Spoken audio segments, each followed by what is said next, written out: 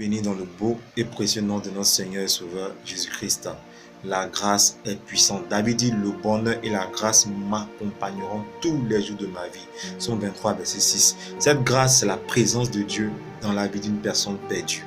La grâce, c'est le fait que Dieu intervienne là où tu ne peux plus intervenir. Et c'est une puissance. Tu vois, on n'est pas sauvé par nos efforts, par notre propre volonté, mais nous sommes sauvés par la grâce.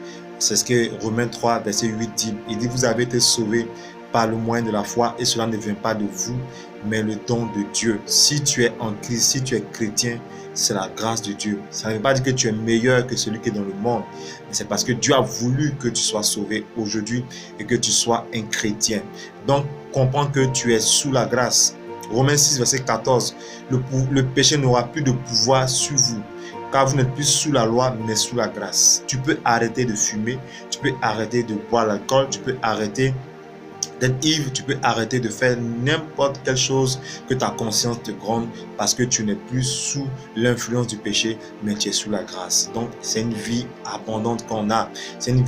C'est une bonne vie qu'on a en fait, mon frère, ma soeur. Je veux que tu profites de la compréhension de la grâce sur ta vie. La Bible dit Noé a trouvé grâce aux yeux de Dieu. Genèse 6, verset 8.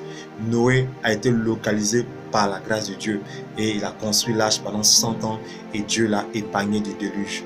Mon frère, est-ce que tu es conscient que ce n'est pas par tes efforts que tu dois plaire à Dieu, mais par le fait que tu sois conscient que tu es sous la grâce de Dieu? Là, Dieu interviendra dans ta vie et te sauvera de beaucoup de situations. Sois béni et sois béni encore. Shalom à toi.